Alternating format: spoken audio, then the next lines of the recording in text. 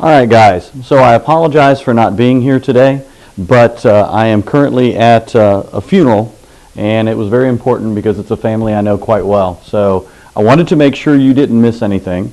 So that's the reason for this kind of recorded lecture. I apologize it's not me in person, but I will certainly clear up any details or problems that may have occurred today while you listen to this.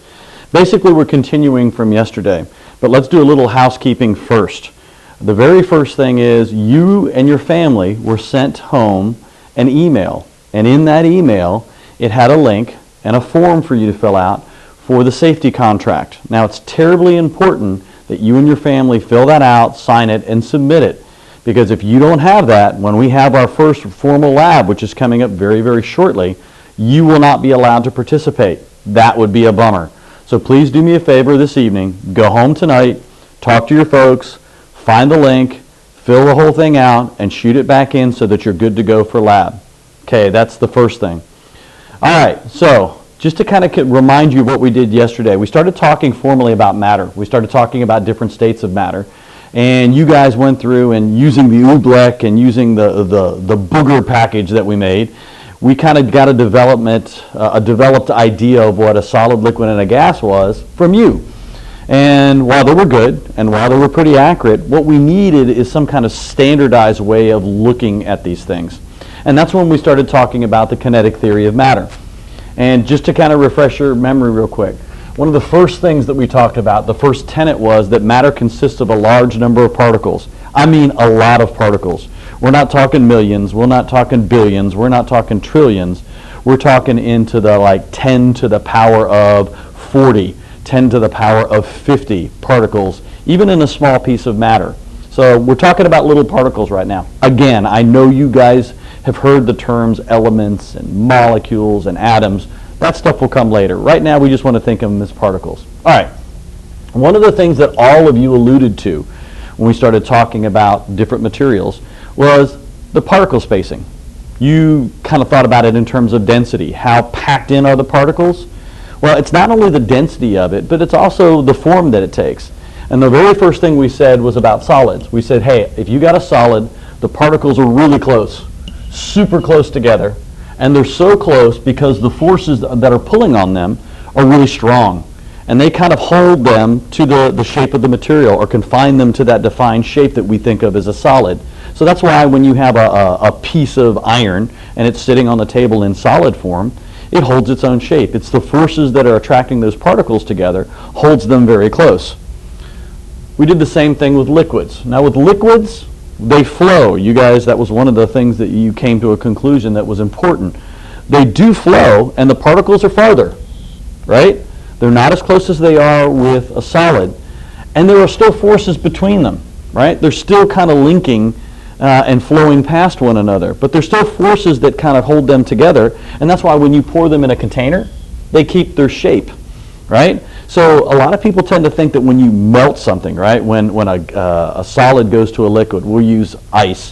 When ice goes to a liquid, that the particles somehow come apart. That's not really true. They're loosely connected. They're just not as rigidly and held as strongly as they are with a solid. We stopped there with the bell, and the last thing obviously we needed to talk about was a gas, all right? And a number of you, again, alluded to this when we were talking the other day about different states of matter. Gases have really, really, really large distances between the particles, right? And here's the biggie. There are no forces. There are no forces between the particles. So these guys are truly flying about randomly, right? They're going all different directions. They're not linking up at all. Think about it. If they start to link up, they become a liquid. So these guys are free to move about. You guys talked about random motion yesterday, and that's exactly what they do. They move apart randomly. One of the things that helps me to kind of visualize these things is I think about the little particles held together by springs. So if I look at a solid as an example, some of you started talking about the very rigid structure and the organized structure of these things. I think of the particles held together with really, really tight springs. And these springs give them their rigid structure. So you can think of these guys as tight springs, strong springs, however you want to think about them. But these springs allow the particles to move a little bit, Not a lot. They can kind of vibrate. Even a stiff spring can move a little bit. When you get to a liquid behaves a little bit differently. We said there's still a connection. But what I like to think of is that these are really stretched out, kind of weak, elongated springs that, if you think about it, and these are supposed to be my little particles that I'm coloring in here, guys. I know I'm not the greatest artist in the world. But they can kind of misshape. They can kind of go past one another and kind of wibbly wobbly all over the place. So the liquid has these looser springs. There's still a connection, but the connection here is a lot looser, So these are looser springs. And then last but not least, when you start talking about a gas, right? A gas, literally, you have individual particles that are free to move about all over the place. So these are really free particles. There's no springs between them. There's nothing, no forces connecting them. That's kind of why That's kind of why they fly all over the place. So think of them in terms of that. It's also going to help as we begin to look at the next little aspect of this, because the fact that this thing is held rigidly, a lot of people tend to believe that, solids, there's no movement inside of them. Those particles are just fixed in place. It's like having little bars between them. That's not true, right? These solids actually do move.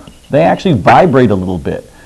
They vibrate all over the place. And I'll tell you why here in a second, because there's a definition of something that you take for granted all the time that we need to, again, formalize. Okay, so one of the other tenets of the molecular theory we need to talk about is the third bit, and that is this. Particles are in constant motion. Particles are in constant motion.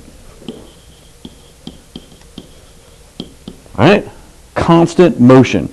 Now, there's something that I think you learned about probably in 7th grade. Maybe you've learned about it a little bit earlier. But when you think of this concept of motion, right, something moving, we associate that with a certain type of energy. And that energy is called kinetic energy. And kinetic energy is literally the energy of motion.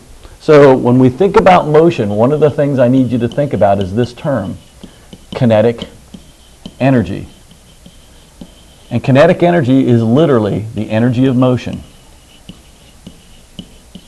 Anything that moves has kinetic energy. A butterfly flying has kinetic energy. You walking.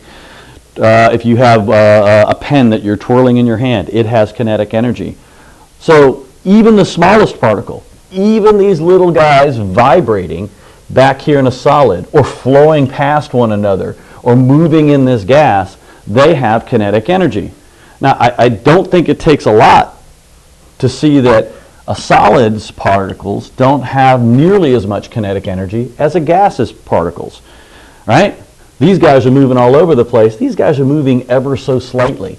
And that's important to this whole thing we're going to talk about. So let's kind of go through the same thing. I know you probably are saying, why is he doing this? But let's just have it down when it's time to study for a test or something, yeah? Let's talk about a solid. When we talk about particles in constant motion, well, in a solid, the particles are severely constrained. Severely constrained. What does constrained mean? It means can't move, right?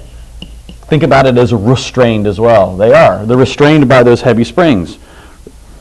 That's, again, why it maintains its shape. But,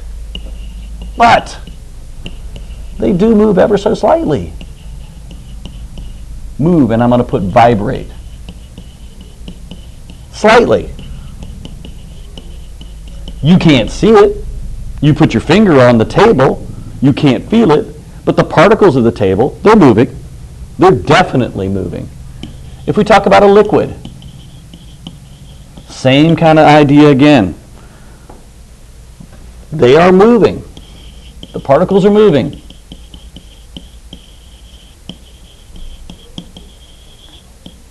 But more than solids, and they are constrained by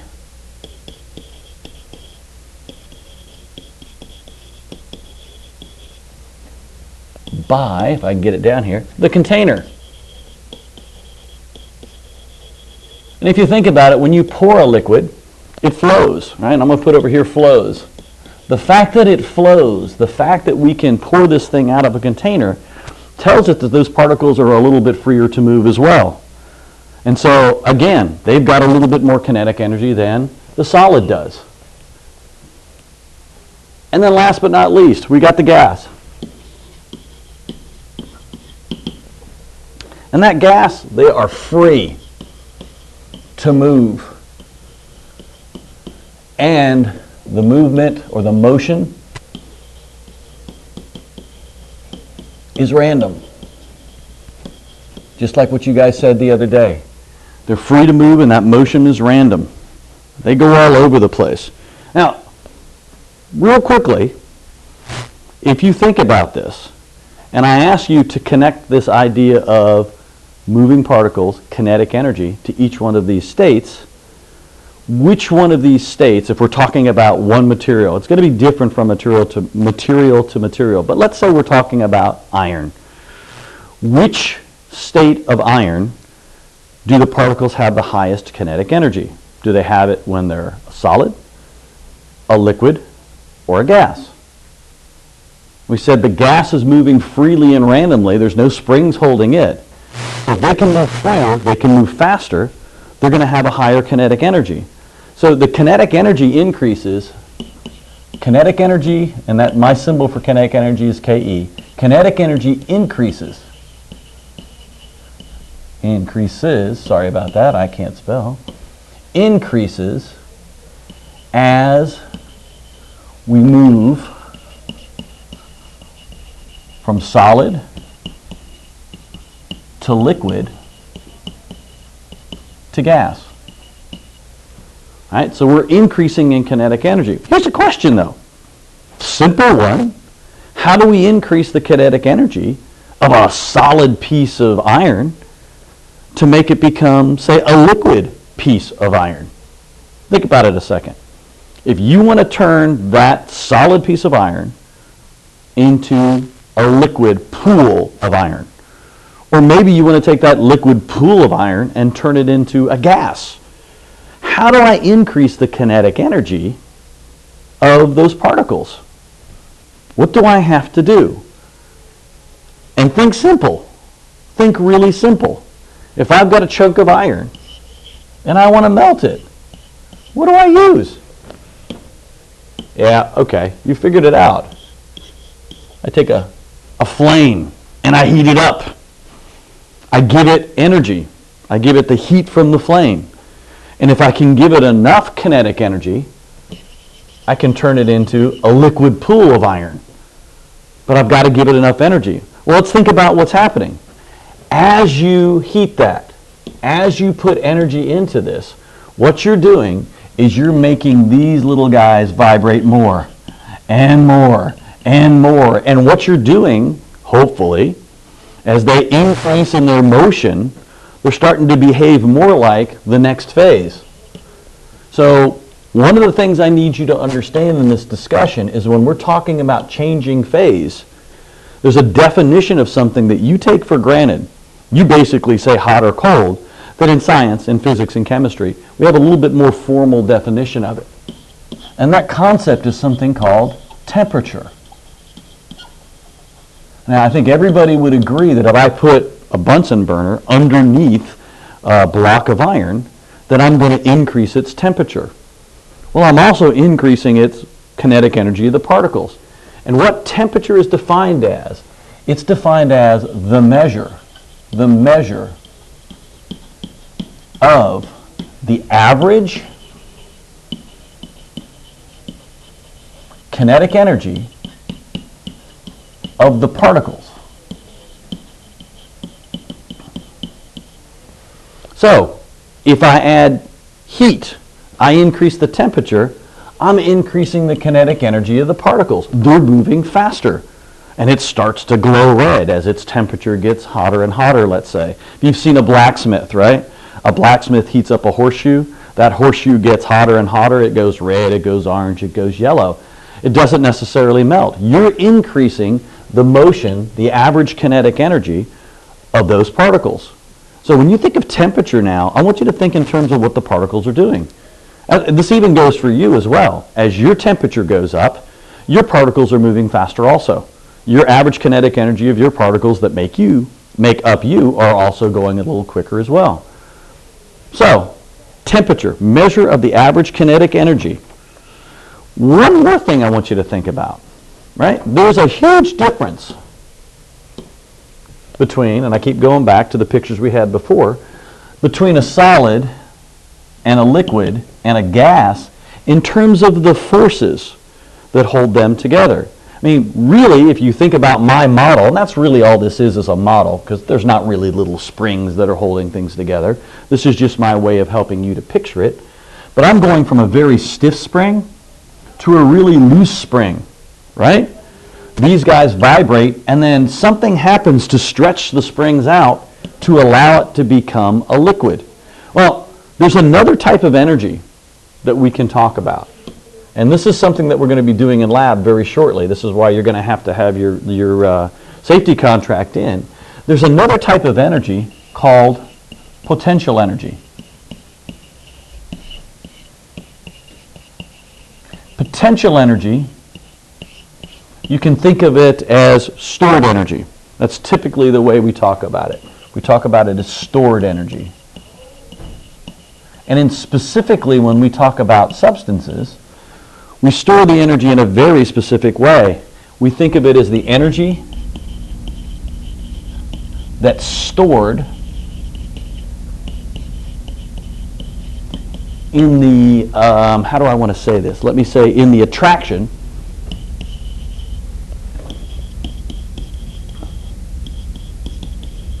between the particles.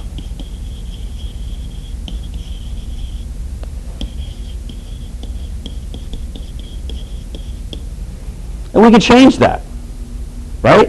When you stretch a spring, you can increase the potential energy. You store energy when you stretch that spring.